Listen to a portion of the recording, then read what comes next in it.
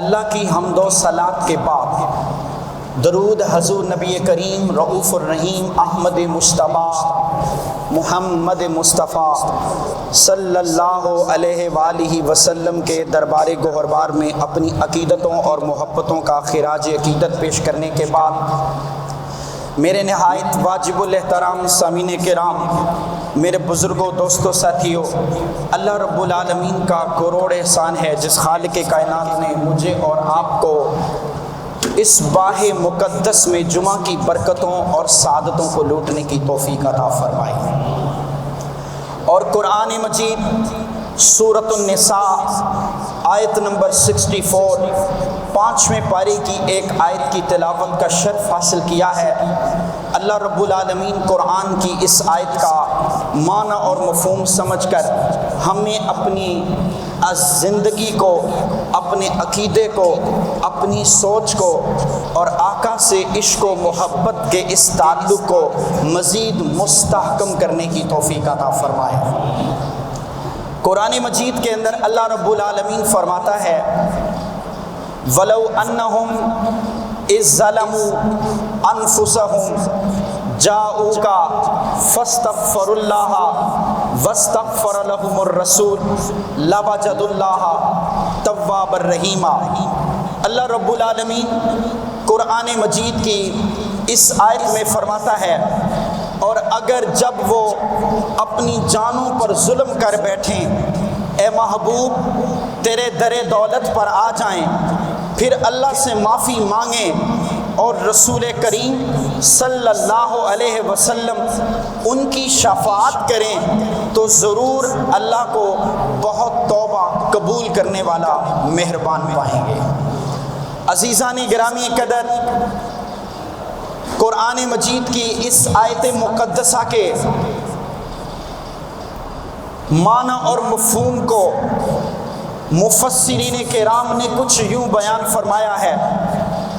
فرمایا محبوب کی بارگاہ اقدس وہ بارگاہ ہے جہاں ہر قسم کا مجرم، ہر زمانے کا مجرم جب بھی در مصطفیٰ پر آئے گا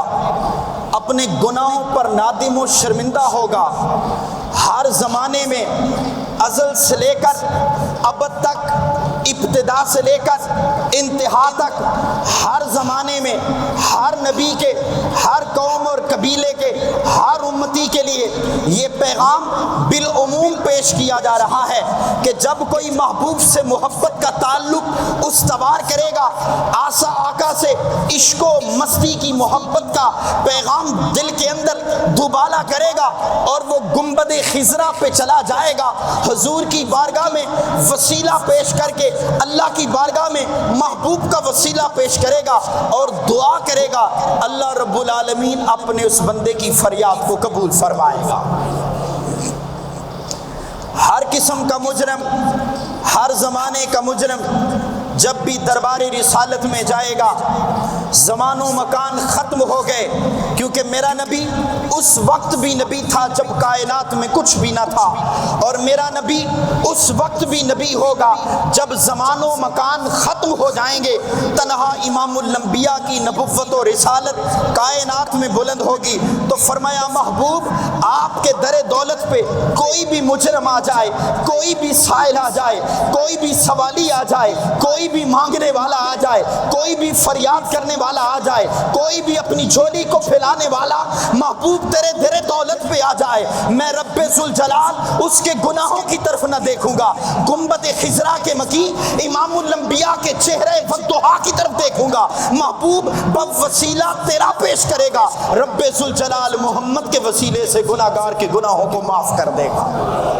اس کے گناہ چاہے آسمان کے ستاروں سے بھی زیادہ ہو، چاہے زمین کے ذرات سے بھی زیادہ ہو، چاہے پہاڑ کے ذروں سے بھی زیادہ ہو، چاہے سمندروں کے قطروں سے بھی زیادہ ہو، ایک بار مانگ کر تو دیکھو، حضور کی کملی میں چھپ کر تو دیکھو۔ وہ کسی نے کیا خوب کہا، جسے مل گیا کملی والے کا دامن، اسے دو جہاں کا خزانہ ملا ہے، بھلا باغ جنت کو وہ کیا کرے گا، مدینے میں جس کو ٹھکانہ ملا ہے۔ کسی کو زمانے کی دولت ملی ہے، کسی کو جہاں کی حکومت ملی ہے، میں اپنے مقدر پہ قربان جاؤں، مجھے آقا کا آستانہ ملا ہے، جسے مل گئی ان کے در کی گدائی، اسے دولتیں دو جہاں ہاتھ آئی، اسی کا ہوں اسی کی ہی ہوئی ہے ساری خدائی، نبی کا جسے آستانہ ملا ہے۔ حضور نبی رحمت صلی اللہ علیہ وسلم کا در دولت جس کو مل جائے، جس کو حضور کے در کی گدائی نصیب ہو جائے،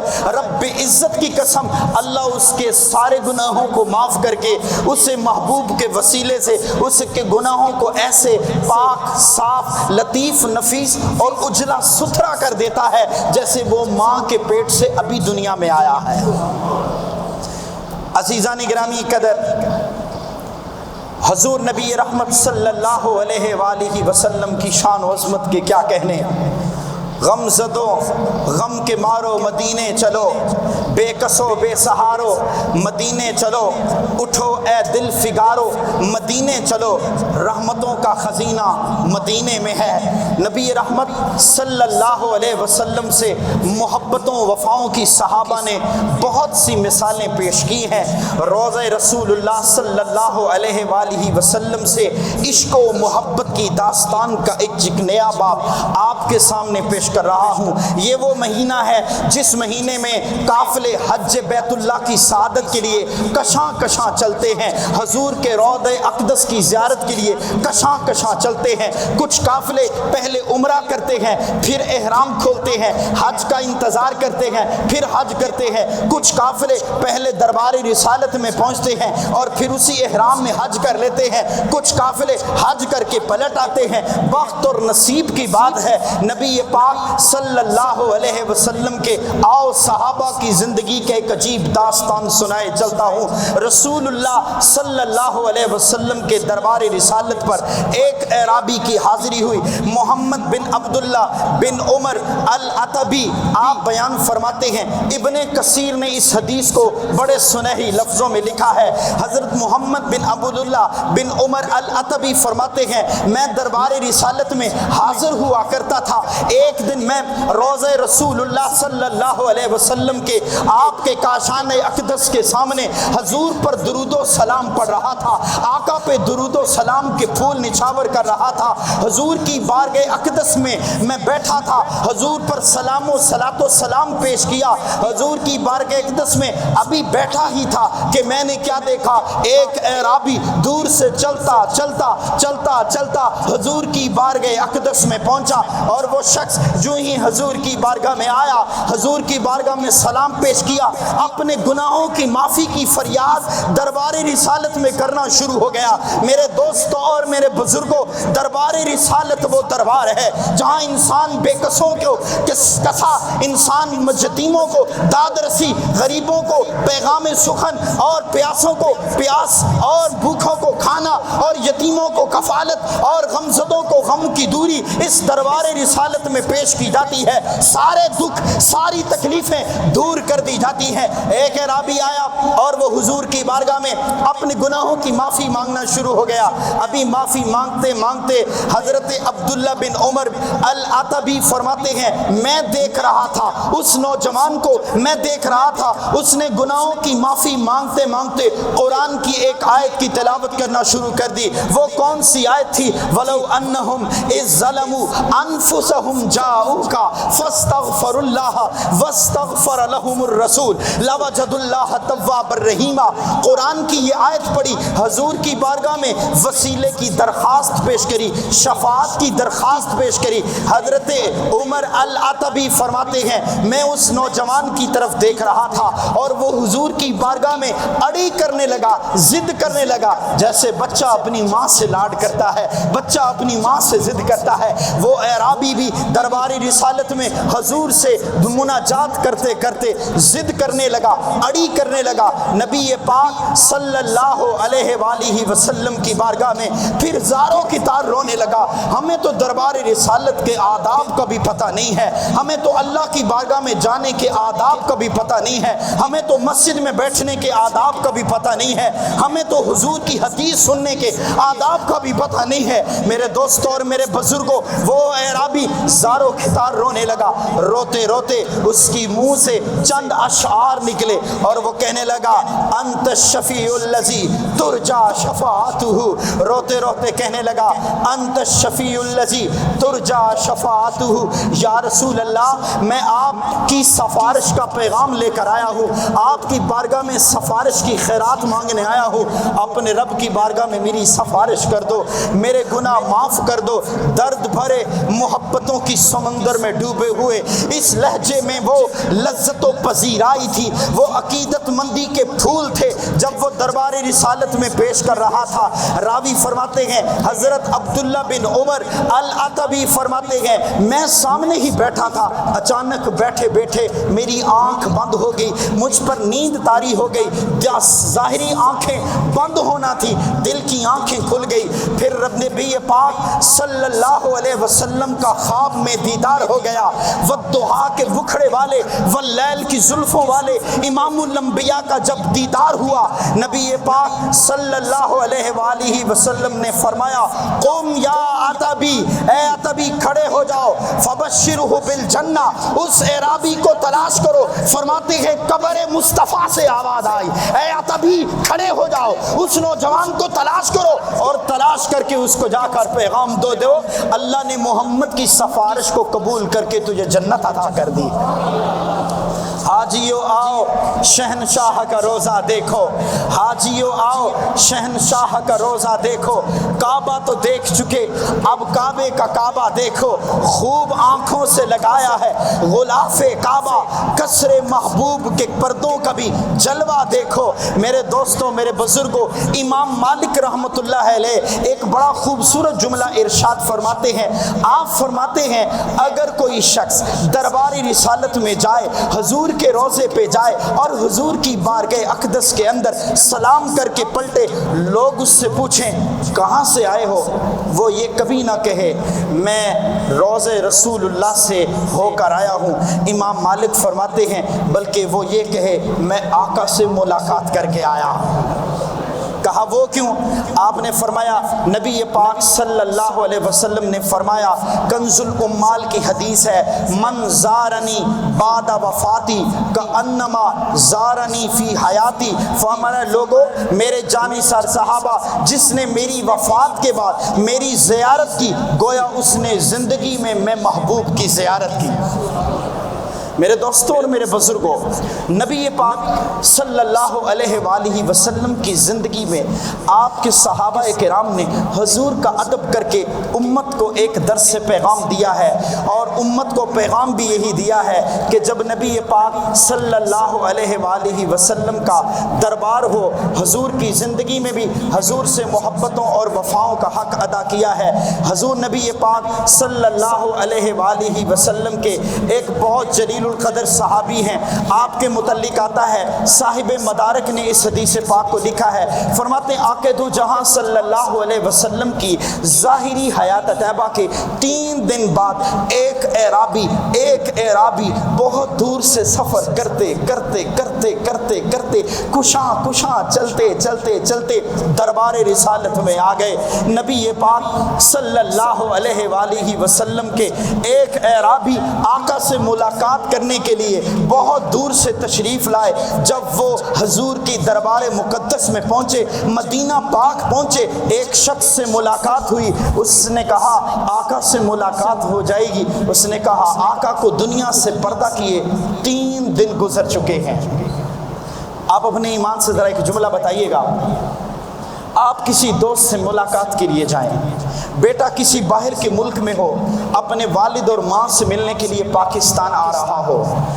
مرید اپنے شیخ سے ملنے کے لیے، شاگرد اپنے استاد سے ملنے کے لیے، سکا بھائی اپنے دوسرے بھائی سے ملنے کے لیے ملاقات کے لیے آئے، اور جب اس جگہ پہنچے تو پتہ چلے کہ بھائی کا انتقال ہو گیا ہے، باپ کا انتقال ہو گیا ہے، ماں کا انتقال ہو گیا ہے، شیخ کا انتقال ہو گیا ہے۔ اسی طرح اعرابی کئی دن پیدل سفر کرتے کشاں چلتے دربار رسالت میں آ رہا ہے۔ جب شہر مدینہ کے در و دیوار کے قریب پہنچا، ایک شخص سے پوچھنے لگا آقا سے ملاقات ہو جائے گی؟ اس شخص نے کہا آقا کو ظاہری وصال فرمائے 3 دن گزر چکے ہیں۔ وہ اعرابی زاروں کی طرح رونے لگا، اس کی آنکھوں میں آنسوں کی جھڑی بند گئی، وہ روتے روتے دربار رسالت میں پہنچا۔ جستجوؤں کا ایک جہاں آباد تھا، آرزوؤں کا ایک جہاں اس کی آنکھوں میں آباد تھا، اس کے دل میں عجیب سپنے تھے، اس کی آنکھوں میں عجیب محبت کا پیغام تھا،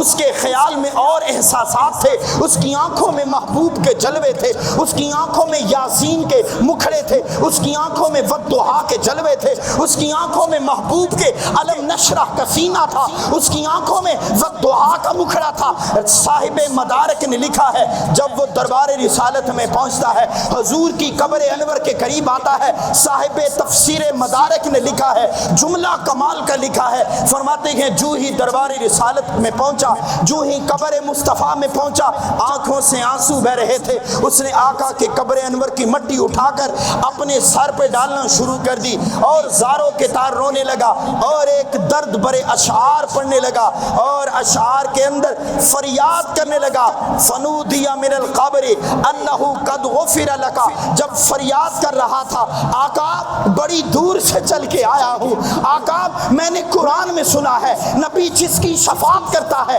اللہ اس کے گناہ معاف کر دیتا ہے، محبوب جس کا وسیلہ، محبوب کا وسیلہ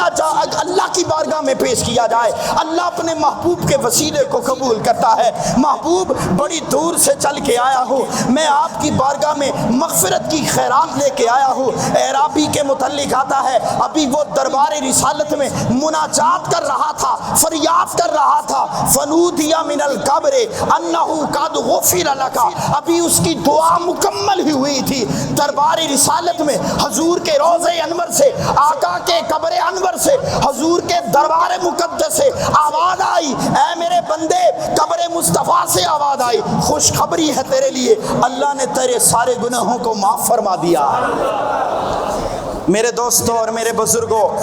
نبی پاک صلی اللہ علیہ وآلہ وسلم کی اس محبت بری داستانوں میں صحابہ کرام نے اپنی زندگیاں حضور کے قدموں میں لوٹا دی ہیں۔ بڑے بڑے جلیل القدر صحابہ حضور کے ظاہری وصال کے بعد آقا سے ملاقات کرنے کے لیے آیا کرتے تھے۔ بڑے بڑے جلیل القدر صحابہ ہیں، حضرت بلال حبشی رضی اللہ عنہ، ان کا نام کائنات میں صف ہستی میں سب سے اول آتا ہے۔ حضور کے عشق میں ان کا کمال ہے، حضور کی محبت میں انہوں نے اپنی زندگی کو قربان کیا۔ اور یاد رکھیے غلاموں میں حضرت بلال نے اپنے مالک سے بڑے ظلم و ستم برداشت کیے، بڑی تکلیفیں برداشت کی۔ ایک دن حضرت بلال نے کہا آقا اگر مجھے آپ اجازت دے دیں، میں دیکھتا ہوں جب میں باہر نکلتا ہوں کافر میرے محبوب پر آوازیں کستے ہیں، میرے محبوب کو تکلیف دیتے ہیں، میرے محبوب کے راستے میں روڑے کاٹتے ہیں، آقا مجھے ایک نیزہ لے دیجئے، میں نیزہ بازی کا فن سیکھ لوں۔ آقا جب بازار میں جائیں تو بلال حضور کے ساتھ ہو، آقا جب درس حدیث دیں اصحاب صفہ کے چبوترے پر تو بلال آقا کی چوکیداری کر رہا ہو، حضور جب اپنے گھر میں ہو تو بلال چوکھٹ کے دروازے پہ حضور کا غلام بن کے بیٹھا ہو، حضور جب غزوہ بدر میں جائے، حنین میں جائیں، احد میں جائیں، تبوک میں جائیں، بلال آقا کے ساتھ ساتھ حضور کی خدمت اور خادمیت کا شرف حاصل کر رہا ہو۔ آقا نے حضرت بلال کو ایک نیزہ خرید کے دے دیا۔ روایات کے اندر آتا ہے پوری تاریخ اسلام کے اندر سب سے پہلے نیزہ بازی کا جو فن اللہ نے جس کو اسلام میں سب سے پہلے عطا فرمایا اس کا نام حضرت بلال حبشی رضی اللہ عنہ ہے۔ اور حضرت بلال کے متعلق آتا ہے حضور نے حضرت بلال سے بڑی محبت کی ہے، بڑی حضور نے غلاموں سے بڑا پیار۔ آج ہم لوگ دولت مند لوگوں کو عزت دیتے ہیں، غریبوں کی داد رسی کوئی نہیں کرتا۔ اسلام وہ مذہب ہے، اسلام وہ دین ہے، اسلام وہ سچا اور پاکیزہ مذہب ہے جو غریبوں، مسکینوں، یتیموں، بیواؤں، درد مندوں کی داد رسی کا پیغام دیتا ہے۔ فتح مکہ کا موقع ہے، 10,000 صحابہ کا لشکر میرے نبی کے ساتھ ہے، 10,000 صحابہ کا لشکر حضور کے ساتھ ہے، آقا کی اونٹنی آگے آگے ہے، صحابہ کا لشکر پیچھے پیچھے ہے۔ فتح مکہ کے دن حضور کے سر انور اونٹ کی کوہان کے ساتھ لگے ہیں۔ اتنی عاجزی، اتنی انکساری، اتنی محبت، اتنی بزرگی، اتنی جود و سخا، رب العزت کی جلال کی قسم، اللہ کی عزت کی قسم، کوئی اور ہوتا تو وہ سینہ تانتا، لیکن میرے نبی نے کامیابی پر فخر کا پیغام نہیں دیا، عاجزی و انکساری کا پیغام دیا۔ آج اگر کوئی میدان مار کے آتا ہے وہ سینہ چوڑا کر لیتا ہے، آج اگر کوئی دنیا میں کامیابی حاصل کرتا ہے وہ فخر سے سینہ تانتا ہے۔ میرے نبی نے فتح اور کامیابی، نصرت و کامرانی پر پیغام سخن دیا ہے اسلام کو، عاجزی عاجزی عاجزی اختیار کرو۔ فتح مکہ کا موقع ہے، حضور کی اونٹنی کے پیچھے پتہ ہے ایک بچہ بیٹھا ہوا ہے، کم سن چھوٹا سا بچہ ہے، کسی انصاری صحابی کا بیٹا ہے نہیں، کسی قریشی سردار کا بیٹا ہے نہیں، کون بیٹا؟ کسی مہاجر سردار کا بیٹا نہیں، شہزادہ حسن حسین ہے نہیں، تو پوچھا پھر فتح مکہ کے موقع پر حضور کی سواری کے پیچھے کون بیٹھا ہے؟ میرے دوستوں اور میرے بزرگوں، میرے نبی کے غلام، میرے نبی کے منہ بولے بیٹے حضرت زید بن حارثہ کا بیٹا اسامہ بن زید، غلاموں کا وہ دادرسی کرنے والے نبی آخر زمان حضرت اسامہ بن زید، ایک غلام کا پتر، غلام کا شہزادہ، غلام کا بیٹا، چھوٹی سی عمر ہے، پھدکتا پھر رہا ہے اور حضور کے پیچھے سر اوپر اٹھا اٹھا کے دیکھتا ہے۔ آج فتح مکہ کا موقع ہے، آج کفار و مشرکین دب گئے، آج بت توڑے جائیں گے، آج صحن کعبہ میں جس نبی کو تکلیفیں دی جاتی تھیں آج اس صحن کعبہ میں علل اعلان اذان دی جائے گی۔ مگر میرے دوستوں اور میرے بزرگوں، میرے نبی نے اپنی سواری پر اپنے پیچھے ایک غلام کے بیٹے کو بٹھا کر امت کو پیغام دیا ہے، اگر نبی دنیا میں محبت کرتا ہے تو غلاموں سے بھی محبت فرماتا ہے۔ اور فرمایا جب کعبے کی چھت پہ چڑھانے کی باری آئی، بعض صحابہ نے کہا یا رسول اللہ بلال کی آواز میں لکنت ہے، بلال کے بجائے کسی اور کو موقع دیا جائے۔ میرے لجپال آقا علیہ السلام نے فرمایا جانثر صحابہ، بلال تو وہ بلال ہے جس نے میں محمد کے لیے تکلیفوں کو برداشت کیا، جس کے جسم کو زمین کے اوپر لیٹایا جاتا، جس کے خون چربی سے تپتے ہوئے صحراؤں کے ان کوئلوں کو بجھایا جاتا، جس نے زخم کھا کھا کے احد احد کی آواز کو بلند کیا ہے۔ اگر پہلے بھی بلال اذان دیتا تھا، آج بھی فتح مکہ کے موقع پر صحن کعبہ میں اور کعبے کی چھت پہ چڑھ کر بلال اذان دے گا، تاکہ زمانے والے کافروں کو پتہ چل جائے محمد کی دہلیز پر جو مقام و مرتبہ امیروں کو ملتا ہے وہی فقیروں اور غریبوں کو ملتا ہے۔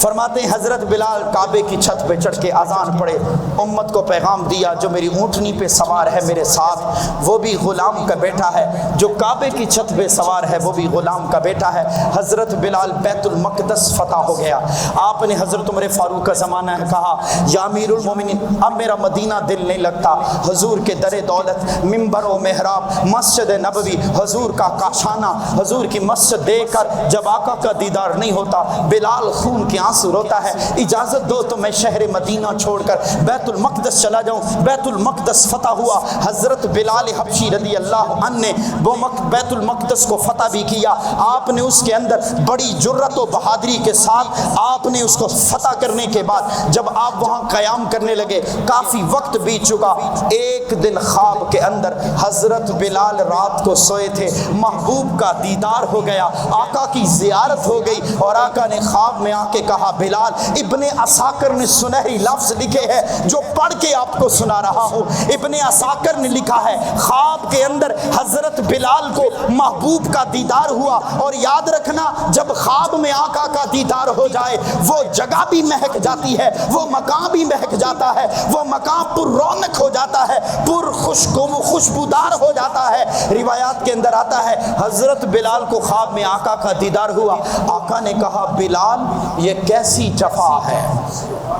بلال یہ کیسی جفا ہے، اب مدینے آنے کو جی نہیں کرتا، اب ہم سے ملنے کو دل نہیں کرتا، بلال اب ہم سے ملنے کیوں نہیں آتے؟ حضور نبی رحمت صلی اللہ علیہ وسلم کے یہ الفاظ جب حضرت بلال نے سنے، بیت المقدس کی سرزمین پہ رات کے اندھیرے میں سونے والا بلال فوراً اٹھتے ہیں، بیدار ہوتے ہیں، اپنی اونٹنی کو سوار کیا، اپنی اونٹنی پر کجاوے لادے، فوراً سوار ہو گئے، رات کے اندھیرے میں بیت المقدس سے روانہ ہوتے ہوتے بلال اپنی اونٹنی کو تیز تیز چلا رہے ہیں، تیز تیز چلا رہے ہیں۔ کیوں؟ آج محبوب نے بلایا ہے، آج آقا نے بلایا ہے، بڑی امید ہے سرکار قدموں میں بلائیں گے، کرم کی جب نظر ہوگی مدینے ہم بھی جائیں گے، اور گھر جانا مدینے میں ہوا غم کے ماروں کا، مکی گنبد خضرا کو حال دل سنائیں گے۔ حضرت بلال تیز تیز چلتے چلتے مدینہ پہنچ گئے، جو ہی مدینہ کے قریب پہنچے، مسجد نبوی کے منبر و محراب کو، مسجد نبوی کی سرزمین کو، حضرت سلمان فارسی کے باغ کو، حضرت مسجد نبوی کو، دیگر مساجد کو، منبر رسول کو، حضور کے کاشان اقدس کو، حضور کے زمانے کی پھر یادیں دل میں اتر آئیں، آنکھوں سے آنسو بہنے لگے۔ حضرت بلال روتی ہوئی آنسوں سے دربار رسالت میں پہنچے، حضور کے روض اقدس پر پہنچے، دل کے حال سنائے، آقا سے ملاقات کی، حضور کی بارگاہ میں سلام پیش کیا۔ پتہ چلا حضور کی بارگاہ اقدس میں جانا صحابہ کا عقیدہ ہے، حضور پہ درود و سلام پڑھنا صحابہ کا عقیدہ ہے، آقا کی بارگاہ میں جا کے مناجات کرنا صحابہ کا عقیدہ ہے، دور و نزدیک سے کئی راتوں کا سفر طے کر کے دربار رسالت میں آنا صحابہ کا عقیدہ ہے۔ حضرت بلال جب رونے لگے، مدینے کے اندر لوگوں کو پتہ چل گیا آج بلال آئے ہیں، آج بلال آئے ہیں۔ وہ مؤذن رسول آگے جن کی آواز سے جو اذان دیتے تو محبوب کا زمانہ یاد آتا، جب وہ اذان دیتے تو حضور کے چہرے انور کا دیدار ہوتا۔ کبھی تبوک میں، کبھی احد میں، کبھی حنین میں، کبھی بدر میں، ہر جگہ حضرت بلال جب بھی اذان دیتے حضور کا رخ زہبہ نظر آتا تھا۔ حضرت بلال کو دیکھ کر مدینے کی بچیاں باہر آ گئی، عورتیں اپنے چھتوں کے دروازوں پر چڑھ گئی، مدینہ کے بوڑھے اور جوان گھروں سے باہر آ گئے اور حضرت بلال سے کہنے لگے بلال آج پھر وہی اذان سناؤ نا جو شہر مدینہ میں آقا کے زمانے میں سنایا کرتے تھے، بلال وہی اذان سنا دو۔ حضرت بلال نے کہا لوگو میں کبھی اذان نہ سناؤں گا، کیونکہ آئندہ جب اذان دیتا تھا اشہد ان محمد رسول اللہ کہتا، محبوب کا جو چہرے انور نظر آتا تھا۔ آج جب بلال اذان دے گا حضور کے چہرے انور کا دیدار نہیں ہوگا، بلال سے رہا نہ جائے گا۔ مدینہ کے بچے، مدینہ کے لوگ دوڑتے ہوئے فوراً کاشان فاطمہ الزہرا پہ چلے گئے، دروازے پہ دستک دی، کہا سیدہ فاطمہ سلام اللہ علیہا،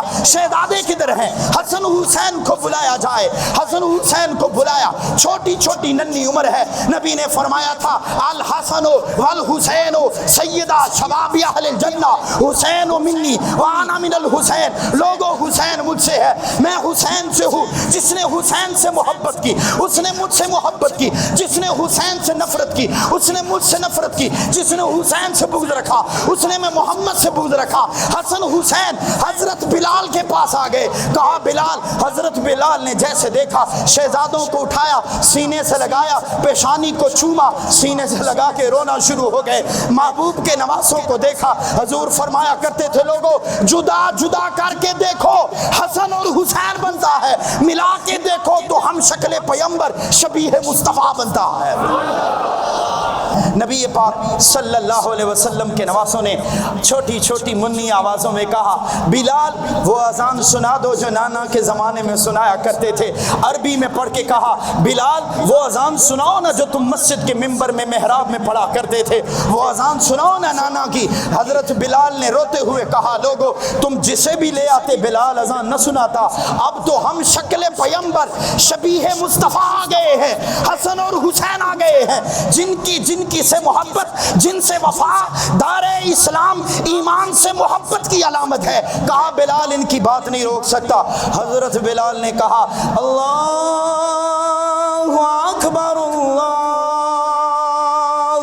اکبر، اذان کی صدا بلند بلند ہونی تھی، مدینہ کے بچوں کی آنکھوں میں آنسو اتر آئے، جوانوں کی آنکھیں رونا شروع ہو گئی، بچے رو رہے ہیں۔ حضور کا زمانہ یاد آ رہا ہے جب حضرت بلال نے کہا اشہد ان محمد رسول اللہ، اتنے زور سے چیخ ماری کہ بلال زمین پہ تشریف لے دے گئے۔ لوگوں،